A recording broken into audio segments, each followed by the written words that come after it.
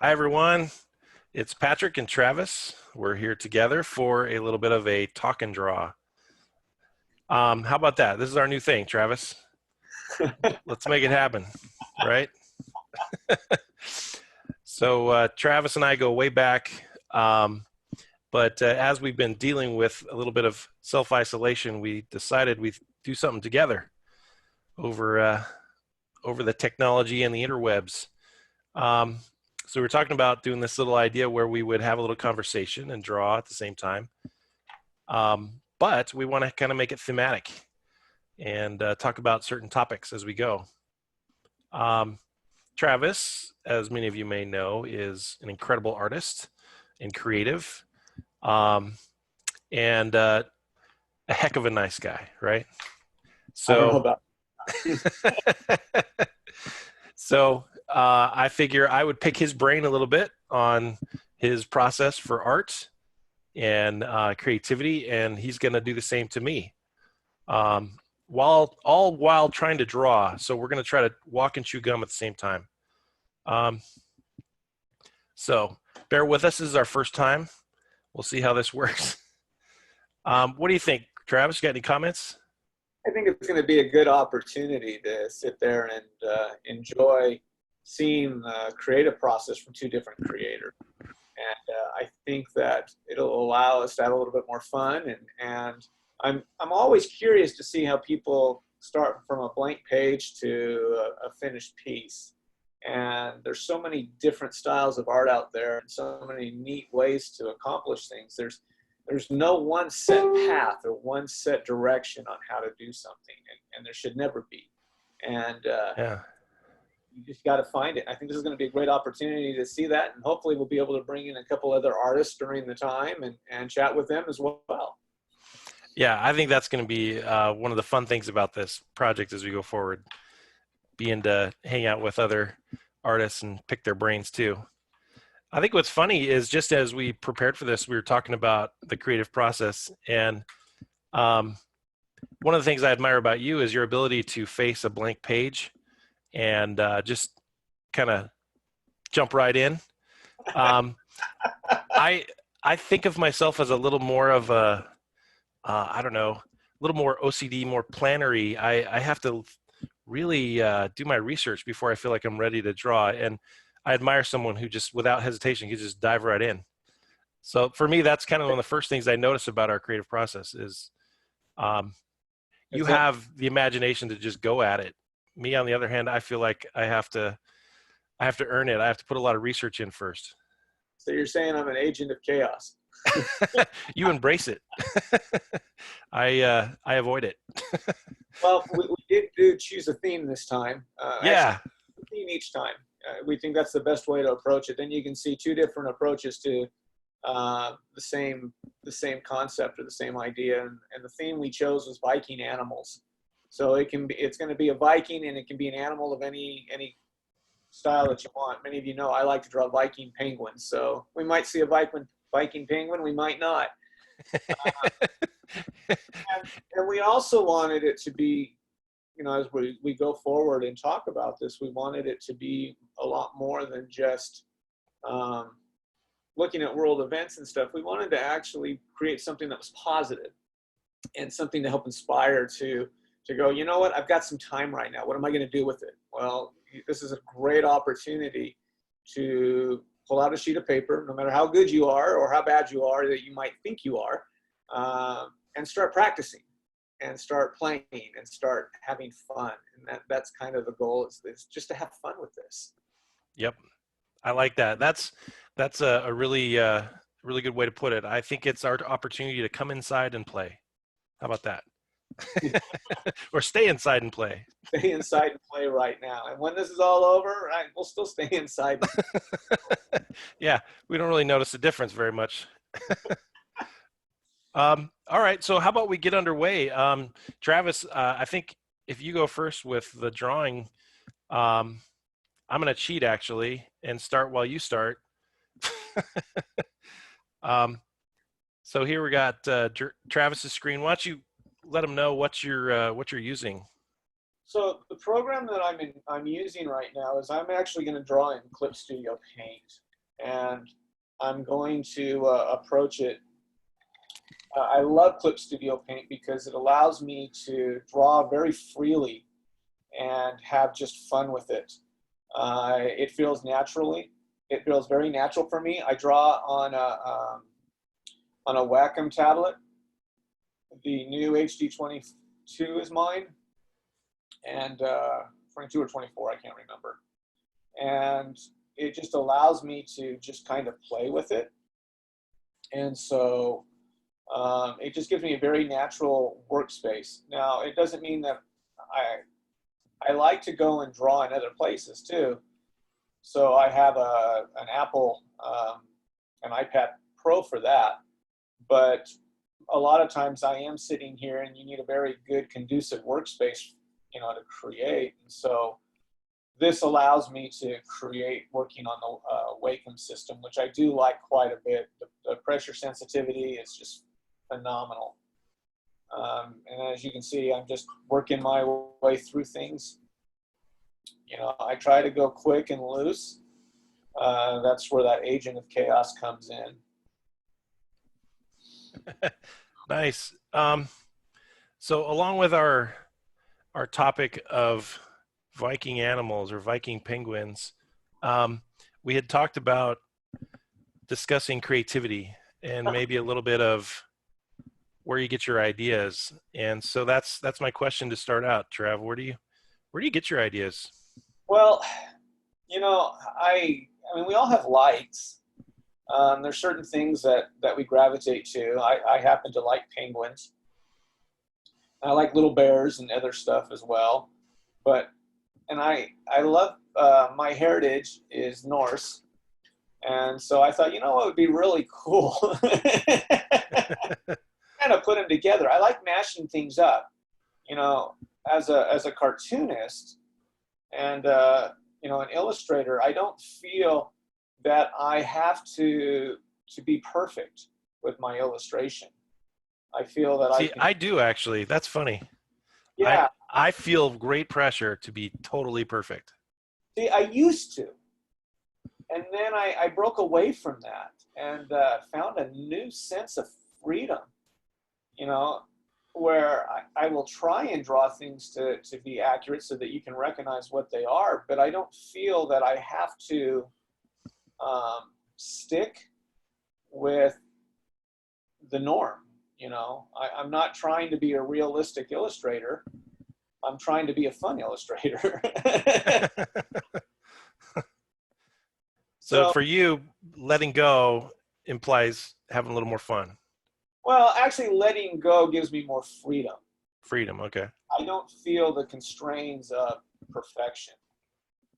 You know, I like it to be good, but there are moments where I feel that I can just let loose in a way that I can't let loose with when I'm working on for instance, a car. You know, if I have to draw a technical drawing, which I've done before, I have to really get precise, and that hurts my brain. Whereas I take a penguin and a Viking, and yes, I know that Vikings did not have horns on their heads, so if you want to mention that to me, that's fine. I get it. But What do you I, mean? What are you they talking did. about? We went to a museum and learned that. My family, it was awesome. It was really a cool experience. But this allows me to just be different, you know. And I like mashups. I like going, you know, well, what would be kind of cool? Well, you know, pirate bears. That's another cool thing. There's so much we can do with this, and so much that you can have fun with it. You know, as you're looking around, just look at life. I love looking at life and going, how can I take that and make that fantastic? Looking at life. So, do you carry around a notebook? Do you what do you do to like capture from life? Well, for me, I carry, I have a sketchbook, and I take my Pro with me all the time because I can handle it. You know, it's really easy to maneuver, especially with its battery life.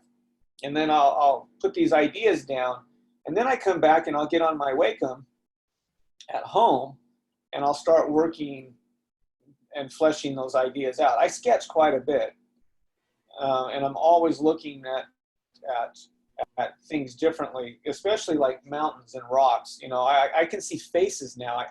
My kids kind of look at me like I'm crazy. Now they're upset because all they see in the mountains and rocks are faces. But that's, I mean, there's just an beauty out there, and you know, you can relate to it.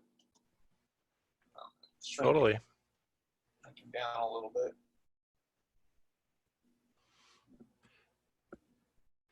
All right. Well, that thing's coming along really well. So, for example, right there, what made you decide to do what you just did? You shrunk it down and moved him up. Well, I looked at him and I go, oh wow, I drew him looking down. I'm wondering, what is he looking at?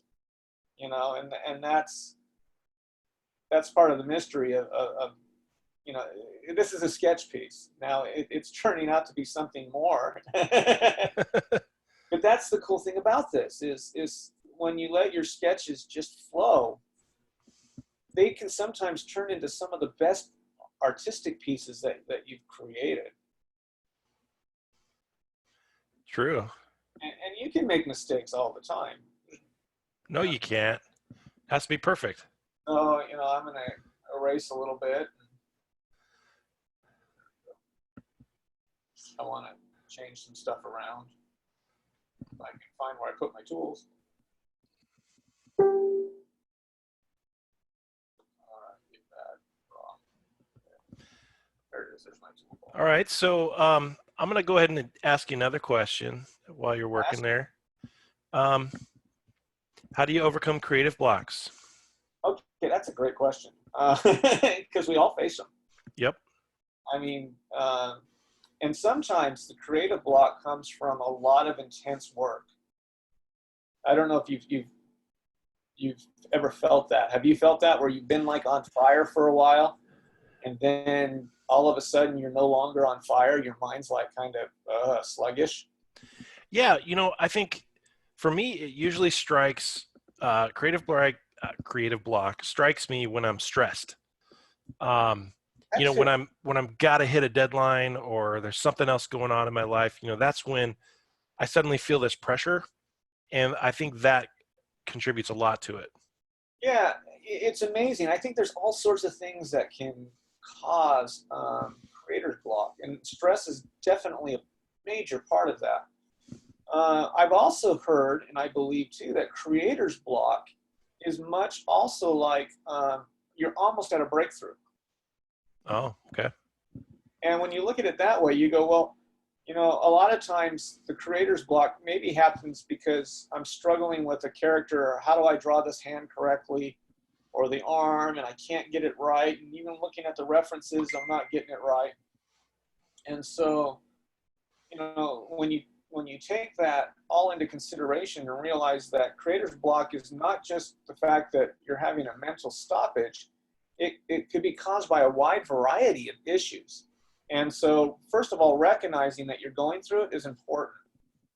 For me, dealing with that, the next thing I'm going to do is I'm going to, I start sketching something else. I'll walk away, I pull out my sketchbook, and that's when I start drawing for me for a moment. You know, I break away from the client work for an hour or two. I put on some music. I love soundtracks. Yeah. So I'll definitely have a soundtrack or two. And Do you have any go-tos? Oh, Glory from James Horner. Oh man, that's amazing. I also like, so I have a hard time listening to a full soundtrack because not all the songs move me. So I start hunting down songs. And, you know, like the new Star Trek, oh, well, it's not new anymore, but it has a song called Labor of Love, when Kirk's born. No spoilers. Oh.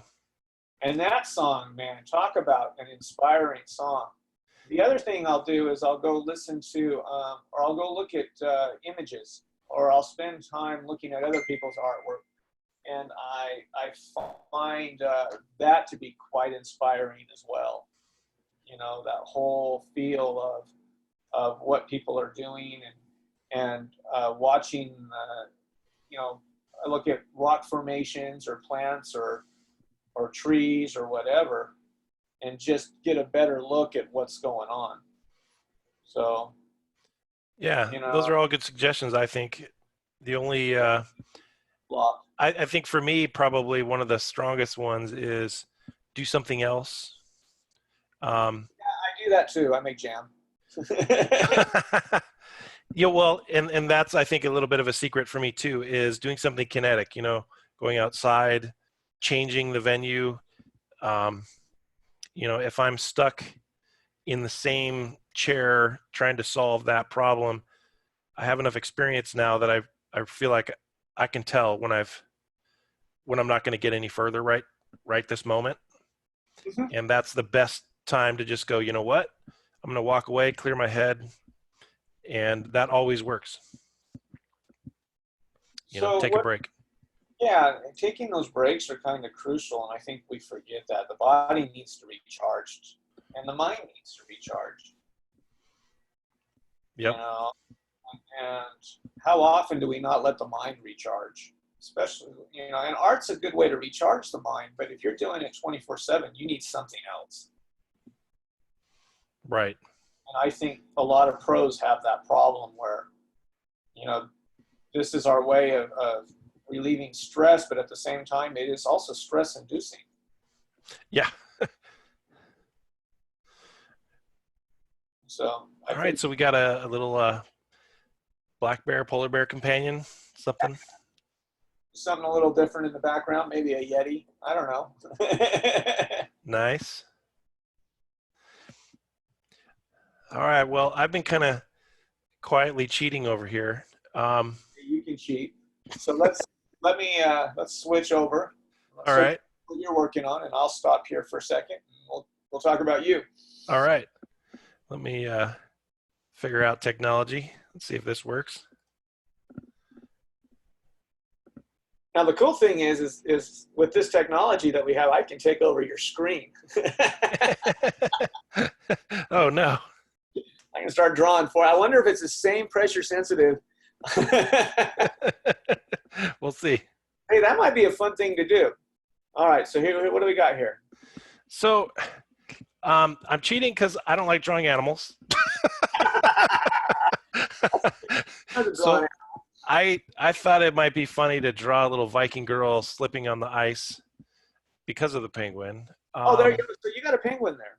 Yeah, yeah, and um, basically, I when I work, I have to go through a lot of roughs, and I admire artists that are able to come up with a pose really quickly.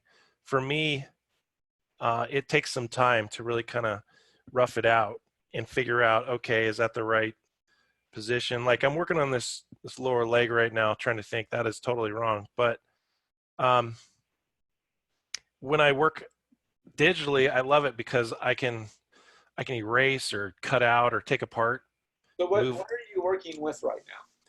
I'm actually working with Procreate on my iPad. So we have two different programs to draw that we both are using. I'm using Clip Studio and you use Procreate. Yeah, Why and Procreate? convenience. I have tried lots of different methods over the years. I like all of them for different reasons. I really love having a Cintiq and working on a large screen like that. You know, Wacom did a really great job on that. Yeah, I absolutely love the Cintiq. I don't happen to have one with me right now, so my main drawing tool is my iPad right now. Okay. At work, I've got a Cintiq, which I love. Um, don't have one at home right now, but because I'm lazy, I do enjoy uh, carrying my iPad around and drawing on my iPad whenever the mood strikes me. You know what I mean? Uh-huh. So what made you tackle this pose this way? Um, I was trying to challenge myself to do something a little different. My tendency would be to draw some heroic pose where somebody's like just standing on a hillside looking all awesome and buff. Um, but I thought it might be fun to do something a little looser, a little funnier. I don't know that this is funny, but um, I was just trying to find a way to make it not the norm for me, I guess is what I was going to say. Right, take you out of your comfort zone, challenge you a little. Yeah. That's important to do. Yeah. And that's something, um, I try to do, but other times, like everybody, I just go back to what's comfortable. So do you find that as you challenge yourself, how does that improve your growth as an artist? For me, it's really important to challenge yourself. Um, I I've always said that I have just enough ambition to overcome my fear. So uh, I always set myself up to try something I'm not comfortable with, whether it's learning a new piece of software or trying a new art technique or just doing anything really. That if I give myself that challenge, then on the other side of it, I'm always glad I did. So I see you're working with layers as well. Yeah, because for me, it usually takes two or three roughs on separate layers to get to where I'm happy. So a lot of times what I'll do is I'll just lighten up my lower under drawings and they become for me, I guess another way to describe it is I feel like it's sculptural drawing because I feel like I'm sculpting the whole time. I feel like I'm nipping and tucking here, changing here, and I don't get really confident with my line until I get past some of that preliminary setup. You need to pull that top foot and leg down just a hair. Just a hair. Yeah, it looks like she's broken it, like it's bent upwards. Yeah, and the proportion isn't right down here on um, the knees and stuff and the pelvis either. Maybe what it is if you look at where your pelvis is. So zoom out just a hair. And I hope you don't mind. We're just chatting here. Oh, I do. We're gonna cut this off right now.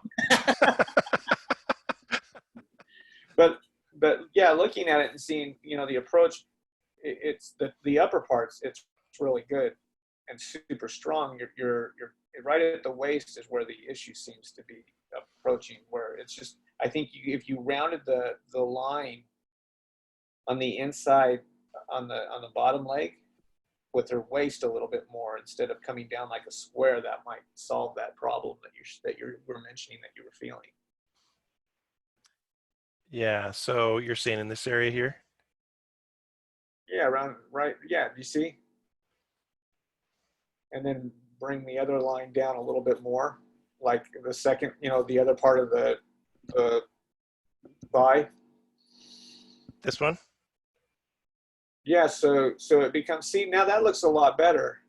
Do you see what I'm saying? Yep. And this is good too. And how? So for me, I find that sometimes sharing my work with other artists allows me to see things differently and help me out.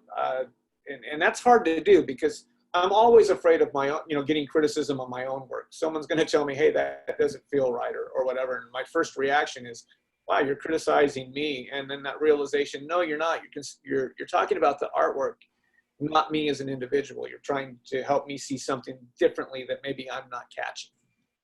Oh, absolutely right. And when it comes from a place of sincerity, it actually is helpful. Nobody's perfect, and we need to be good at accepting criticism and help. Oh yeah, that's for dang sure. I'm not perfect over here. Yeah, and it's part of that process where we get better as we step back, take a look. I definitely get tunnel vision as I work, and it's always good to leave it even for a little while and come back later and say, "Oh, that wasn't quite right," and nip and tuck and change. So explain tunnel vision to people.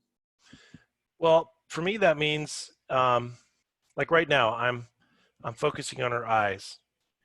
Well, if I just perfect that spot, but then I don't work cohesively with the rest of her body, things start to be out of whack. And so another way to say it is I start falling in love with things that I'm drawing, and then I have a hard time redoing or erasing when maybe I should, or editing. Um, it's actually one of my critiques of Peter Jackson. You ever feel like he doesn't know how to edit? He has too much in his. He doesn't know when to stop his movies. Sometimes I feel that way about my artwork too. Is that I fall in love with stuff and then um, don't know where to edit. You get afraid to edit. Yeah, that is true. We do get afraid to edit at times. And when you're working with a client or something, you have to be open-minded enough to edit. Yeah, because they're gonna have a different opinion than you. Oh, exactly. So I like that. I like what you're doing with her. You can see as, what's really neat is you can start seeing her features start becoming more and more defined. Yeah, so for me, it's just a slow development.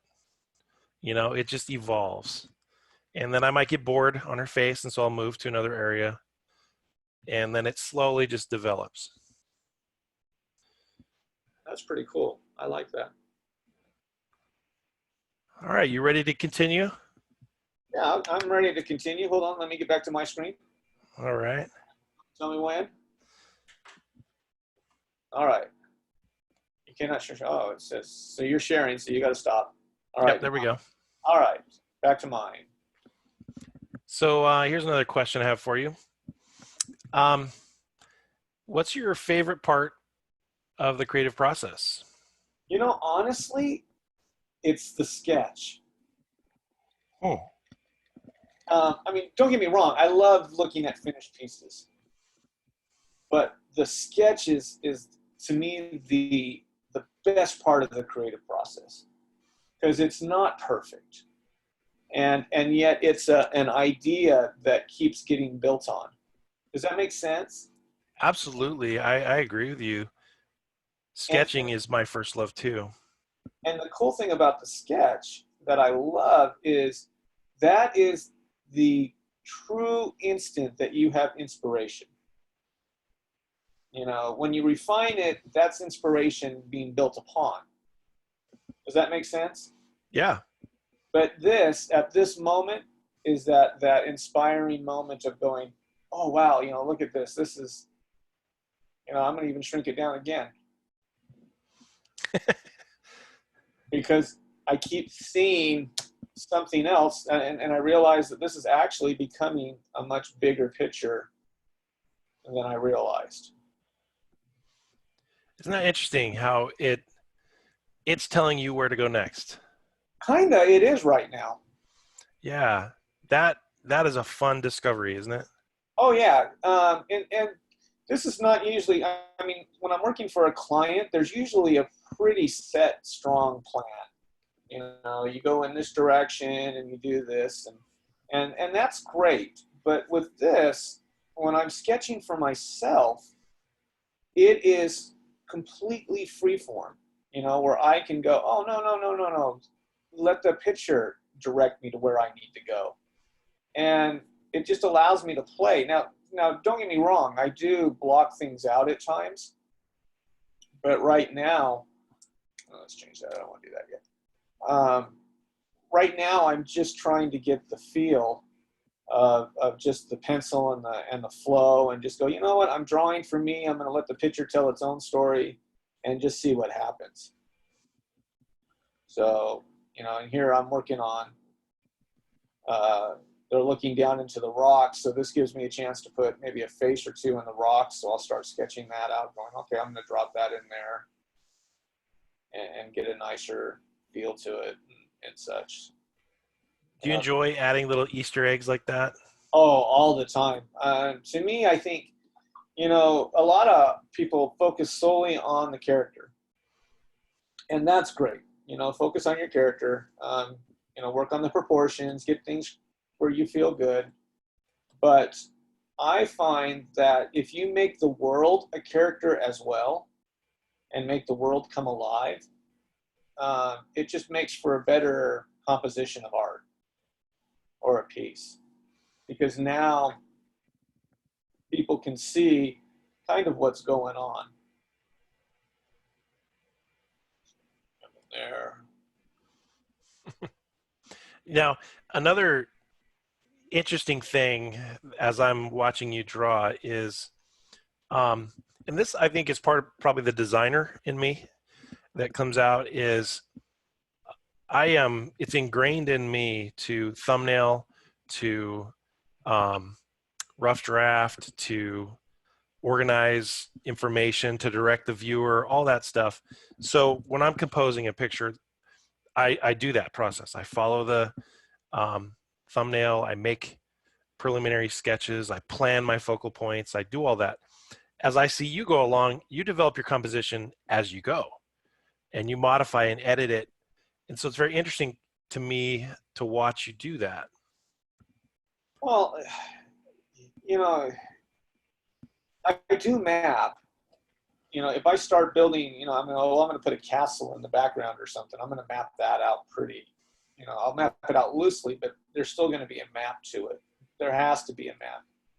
And even though I'm loose with my lines, the goal is for me is to get as much as I can out on paper first, and then go back and map stuff out. There's times where I've actually built the grid after I've gotten the preliminary sketch done to go, okay, let's fix stuff in different areas. And so then you give yourself the freedom to go back and then edit. And such, and go, oh, you know what, I'm going to try this way and do this, and, you know, try this thing in this way. So here, you know, we'll have a monolith or something in the background or a statue. You know, and so I'm getting the feel of, you know, how I want to approach it.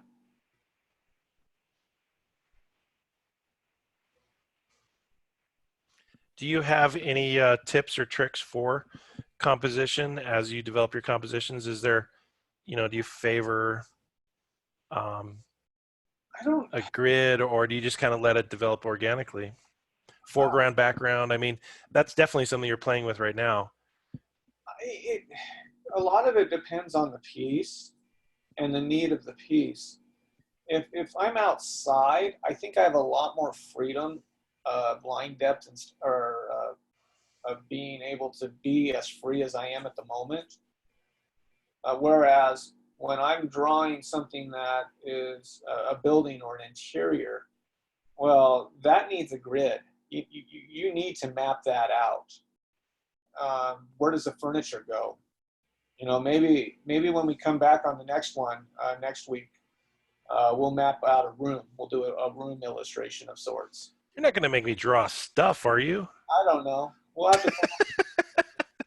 I mean, we'll have fun either way. We'll even let the audience kind of decide what they want us to draw or not. But it's important, I think, to understand how, you know, environment works in a room or in a building, and that includes camera angles. And, you know, with that approach, you got to grid some of that out, and you've got to build it out where you can make it functional and realistic. You know, when I'm outside, I don't feel those constraints as much, you know, and I can build them as I move along. Does that make sense? Yeah. No, a rock can be anything, you know, and mountains and rocks are misleading. When you look at them in real life, you know, how often have you looked at a mountain and go, wow, that doesn't look that big, or that looks huge, and then you actually start climbing it and realize, oh man, that's a lot bigger than I even thought it was. Yeah. Yeah, that perspective's off. You don't have any scale. Right. So that's kind of where I love this. This has allowed me to create something where I've got that scale. Now I'm going to go back in and I feel like, you know what, maybe I'm going to work on him a little bit more. Knock my pencil lines down so I've got a little bit more control over them.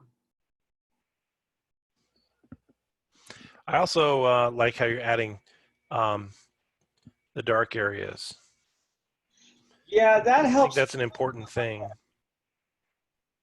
having where my shadow is going to be, it helps make it 3D-ish for me. Hmm. So I like that as well. And like I said, this is me getting as much as I can out of my original idea, so that when I go back and I ink it and stuff and color it and take a little bit more effort towards it, it's going to have a much better feel. Does that make sense? Yeah, absolutely. There we go. It's I call that experience. You know where you're headed, and you have shortcuts you've developed over the years that help you. Um, Yeah, that's a good word, shortcuts. And you know, there are times though where I've almost got a sketch done and I don't like it, and I will completely destroy the sketch. so you have no problem tossing aside something that just isn't working. None at all. Doesn't mean I won't go back and take a look at it, but I have no problem with that at all. I find that to be crucial, in making this work. I definitely think that is good.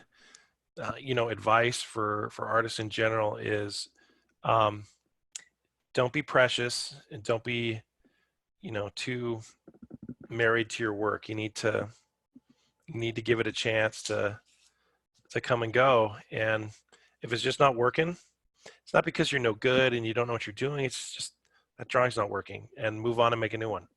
Right? Right.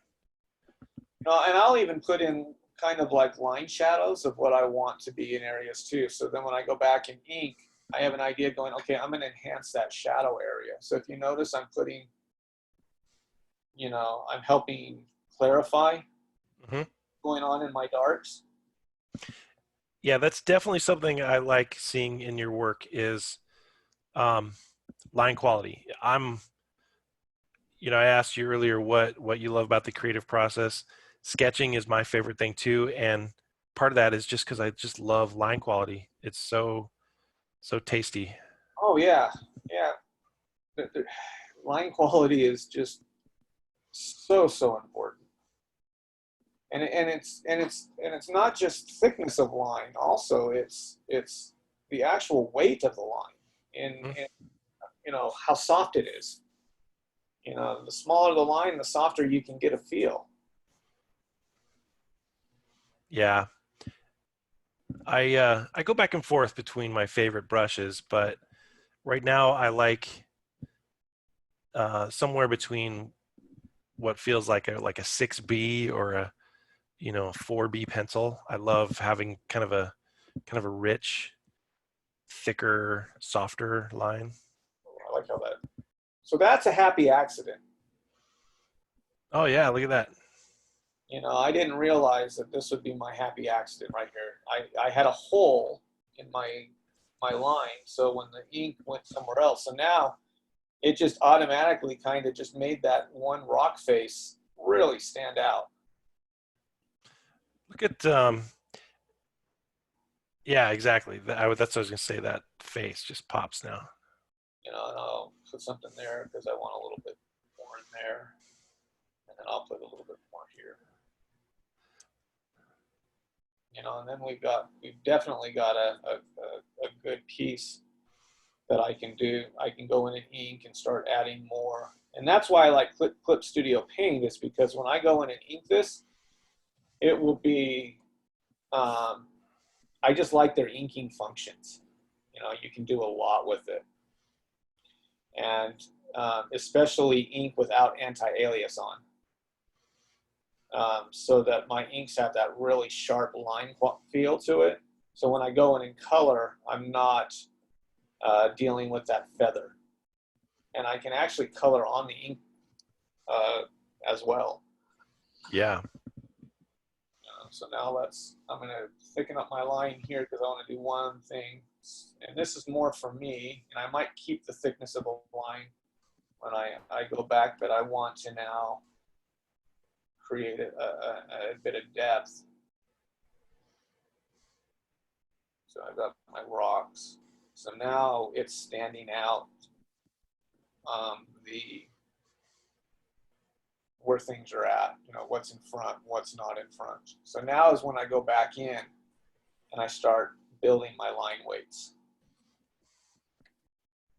Nice. So now you can see that there is depth to the piece, and it is an illusion, and that allows it to make his arm kind of bigger, and then his leg down here and his other. So now we have an illusion of what's going on, and then I'm going to actually take one more layer, and I'm going to do this. Everyone's like, ah, So then I'm going to turn this down, and this is more for me to kind of give me a better feel of what I want to approach. I'm going to go back in and find my tools. I need a selection tool real quick. So I'm going to do a quick selection because all this is a pencil sketch, so I'm not trying to do anything. Can you see the line, the marquee line? Yeah. All right, so I'm just going in and I'm capturing this because I want to keep these guys. And then we'll jump back to you. Sure. All right, so I'm going to delete. Oh, so you got kind of the sky? Yeah, now I can start adding sky or snow or what. So do you see what I did? Yeah. Now I can see exactly how I want to approach this, because sometimes it's night and day. And so now by making it either snowy night or starry night or whatever, this will allow me to use my colors a little bit wiser if I choose to color it. Do you like working in that sepia tone? I love working in sepia, but at the same time, sometimes I'll work in multiple colors to help create depth, or put people in placements and stuff like that ahead of them. Nice. That kind of helps in the coloring process later, doesn't it? No, it helps when I ink, actually, because it doesn't stand out.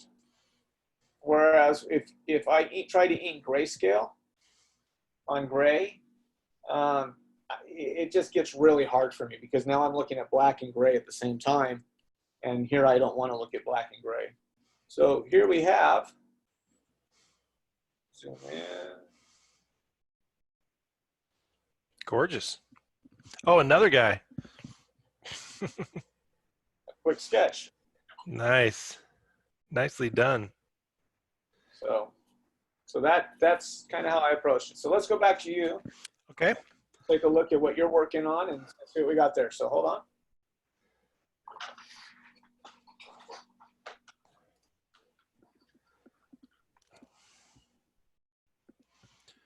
All right. Oh, see, yeah, I see it.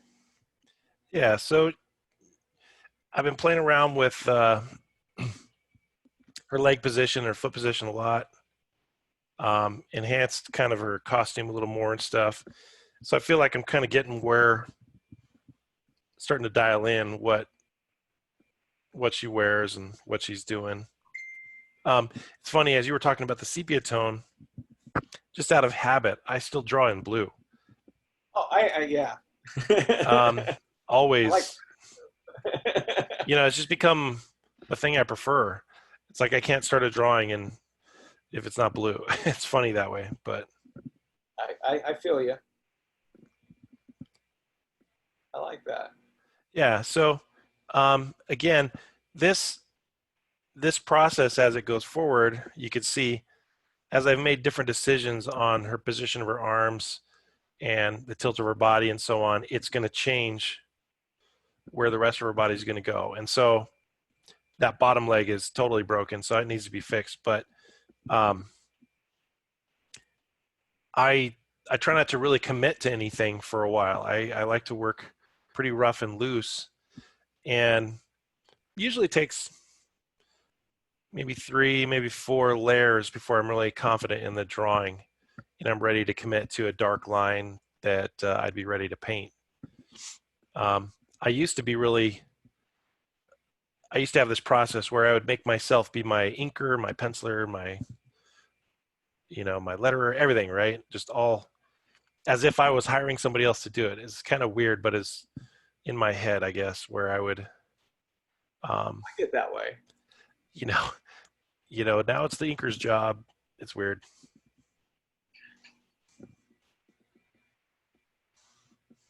So let's look at detail. I mean, you're working on her armor. How do you approach detail? That's a real big subject in illustration. Um, whether there's, to make it feel, even as a cartoonist, you want to make it feel realistic. Why? How do you look at detail? Yeah. For me, detail always comes from some sort of reference. I said I was cheating earlier. I do have some pictures I put on my screen to help me think about it. Um, I looked up some Viking armor. I looked up some medieval characters. Not that they look anything like what I'm drawing, but there's something that happens to me when I'm looking at something where I go, oh, I see that detail. So I'm going to now add that kind of detail in my drawing. Does that make sense? Oh yeah, it makes 100% sense. So for me, if I don't have the imagination to just make it up, but if I look at something else, I can totally borrow from that, regardless if it has anything to do with what I'm doing. It's funny that you say that. Well, it's not funny. It's really good that you say that. I have detail references all the time. I'm always looking, how do I make it better? I have a feel, after you draw something the same way over and over for years and years, you kind of create standards in your own style. But I think it's so important to keep building on those standards. Look at how like latches cook together, or buckle, or how does chainmail look? And chainmail changes, or splint mail will change. Wood grains are different. So I think that's important. I mean, I have a whole book on nothing but trees, and that's all it is. It's a book of trees because they're all different. Yeah, and I think part of that secret is variety is what makes detail. If it's everything's the same, that's when it's looks fake or boring or uninteresting, right? Mm-hmm. That looks really good. I like where you're going with that. Thanks. I like your penguin. Yeah, I've neglected him. I'll get back to him at some point. See, and that's the nice thing with computers. You look at what you're doing here. You're actually tweaking your drawing without having to erase and redraw it. Yeah, I love that. I love that freedom. Have you ever gone back to drawing on paper and then you're like, dang it. I got to get rid of the whole thing. Now, see, that's where it hurts more. When I'm messing digitally, I'd have no problem getting rid of stuff. But paper, man, it makes me almost cry. I've got 3 paper pieces right now that I'm working on that I get terrified. The minute I get the inks done, I'm really excited. And then I go, crap, I got to color it. Yeah, you working on originals? Oh, very much so. Yeah. Oh, did not intend to do that. I think this is really good. I like where this is going. Cool. Yeah, so kind of get a picture of where she's headed. I'm enjoying this. There's a point where, I don't know if this happens to you, but there's a point in the beginning where I'm like, no, I don't like this, I don't like this, I don't like this. And then eventually it goes, yeah, I like this. And then, yeah, I really like this. I'm really liking this. Yeah, I get that way. When I get closer to the end of the illustration, I'm like, wow, this was sitting in my head. Yeah. Or this was hidden within, actually a better term is it was hidden within the paper. Yeah, that sounds like, what's that old I about don't know the if it was Michelangelo or somebody said that the sculpture was already there. He just had to reveal it. yeah, you know, it's very, very cool. Yeah. Well, this has been fun, Travis. We've created 2 new pieces that didn't exist before. We've learned a little more about each other. Um, hopefully, other people won't mind listening to us ramble. Maybe what we can do is like next week. This will give you a chance during the week if you want to finish her off. Hmm. We'll come back and we'll ink next week. Sure. You know, and Yeah. then the following week we'll add color and just go through that process of maybe the process of flatting or whatever it might be. Right. Yeah, I think it's good to focus on all the different stages, right? Right, and then by the time you're done, you'll have a finished piece, and I think that's actually it'd be pretty awesome. Hmm. Um, yeah, it has been quite fun. I've really enjoyed it. I've enjoyed taking a look at your process and seeing how you approach things and how that benefits me because it helps me go, well, maybe I could tweak this a little bit or I could be a little bit more stringent on certain things and just improve what I'm working on. Because, you know, that's the neat thing about what we do is being an artist means not so much that you have this perfect talent. It means being an artist is you're on a road that's constantly improving no matter how old you are. There's no age limit on when to start drawing. There's no age limit on when, you know, when do you stop improving? You'll always improve if you're willing to put the time and the effort into it. You know, you'll always move forward. Yeah, I like to think that I'm never going to retire from this, right? I hope to be drawing forever. Right. Um, and that means we can improve. We can keep improving as we go, You know, right?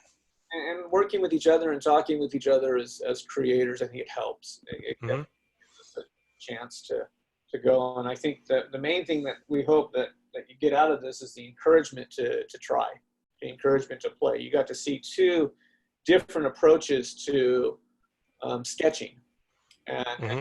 of the piece, and quite different.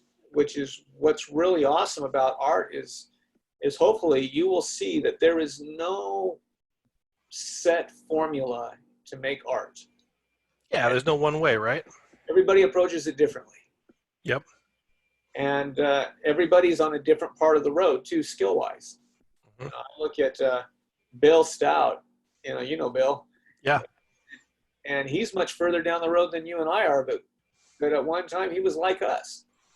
You Yep. know, and he was telling me the other day we talked a couple months back, and he said that there's artists that he likes that still are alive, and he compares himself by accident to them, and then he forgets and goes, "Oh wait, they're further down the road than I am."